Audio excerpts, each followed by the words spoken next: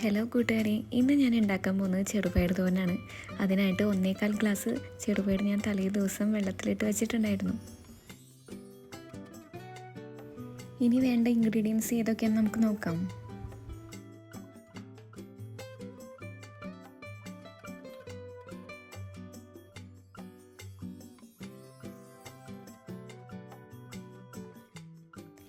കുറച്ച് തേങ്ങ ചിരകിയത്, 5 വെളുത്തുള്ളി, 10 ചെറിയുള്ളി, അത്യാവശ്യത്തിന് കറിവേപ്പില, പിന്നെ 2 പച്ചമുളക്. ഇതൊക്കെയാണ് വേണ്ടത്. ഇതാണ് കേട്ടോ ഞാൻ പൊടികൾക്ക് യൂസ് ചെയ്യുന്ന ടീസ്പൂൺ. ഇനി നമുക്ക് പൊടികൾ ഏതൊക്കെയാണെന്ന് നോക്കാം. 2 ടീസ്പൂൺ ഉപ്പ്, 4 ടീസ്പൂൺ വറ്റൽമുളക് പൊടിച്ചത്, 1 ടീസ്പൂൺ മഞ്ഞൾപ്പൊടി.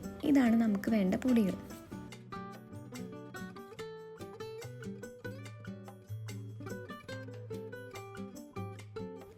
ഇനി നമുക്ക് കുക്കറിലേക്ക് നമ്മൾ കുതിർത്ത് വെച്ച ചെറുപയർ ഇട്ട് കൊടുക്കാം.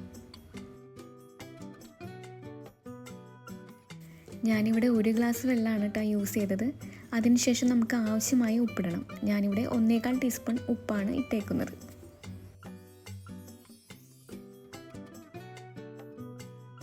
ഇനി നമുക്ക് ചെറുപയർ വേവിച്ചെടുക്കാം. ഞാനിവിടെ 1 വിസിലാണ് എടുത്തത്. അതിനുശേഷം ആ വിസിൽ തുറന്ന് കളയുക ചെയ്തത്. കാരണം നമ്മൾ ഓൾറെഡി തലേ ദിവസം കുതിർത്തിട്ട് വെച്ചതാണ്. ഇനി കൂടുതൽ വേവിച്ചാൽ അത് കുഴഞ്ഞു പോകാൻ ചാൻസ് ഉണ്ട്.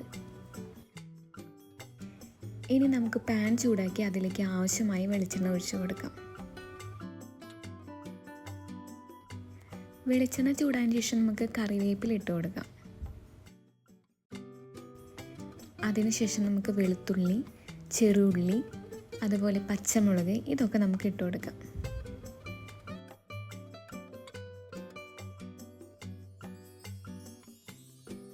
ഇനി ഇതൊക്കെ നമുക്ക് നന്നായിട്ടൊന്ന് വഴറ്റിയെടുക്കാം. നന്നായി വാടി വരുമ്പോൾ നമുക്ക് പൊടികൾ ചേർത്ത് കൊടുക്കാം. ആദ്യം നമ്മൾ എടുത്തു വെച്ച് മഞ്ഞൾപ്പൊടി ഇട്ട് കൊടുക്കാം.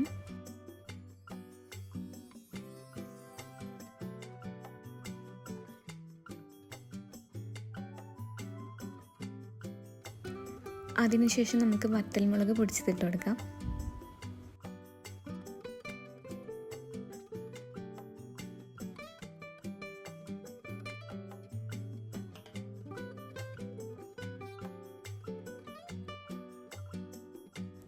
ഇനി നമുക്ക് കുറച്ചും കൂടി ഉപ്പിട്ട് കൊടുക്കാം.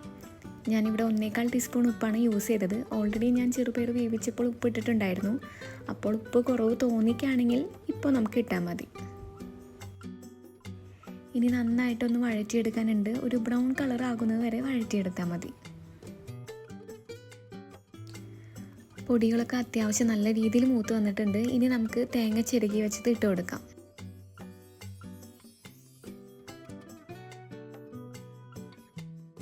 ഇനി നമുക്ക് തേങ്ങ നല്ല രീതിയിൽ മിക്സ് ചെയ്തെടുക്കാം. തേങ്ങ കുറച്ച് ഡ്രൈ ആകുന്നത് വരെ നമുക്ക് ഇങ്ങനെ ഇളക്കിക്കൊണ്ടിരിക്കാം. അതിനുശേഷം നമ്മുടെ മെയിൻ ഐറ്റം ചെറുപയർ നമുക്ക് അതിലേക്ക് ഇട്ട് കൊടുക്കാം.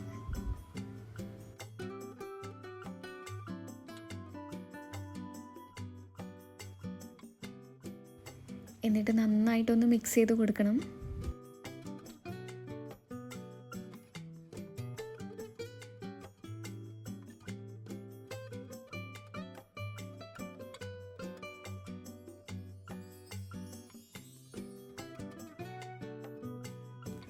ഇതാണ് കേട്ടോ ചെറുപയർ തോരൻ്റെ ഫൈനൽ ലുക്ക് വരുന്നത്. ചോറിൻ്റെ കൂടെയും കഞ്ഞിയുടെ കൂടെയൊക്കെ കഴിക്കാൻ നല്ല ടേസ്റ്റ് ആയിരിക്കും. എല്ലാ കൂട്ടുകാരും ചെറുപയർ തോരൻ ഉണ്ടാക്കി നോക്കിയിട്ട് അഭിപ്രായം പറയണേ.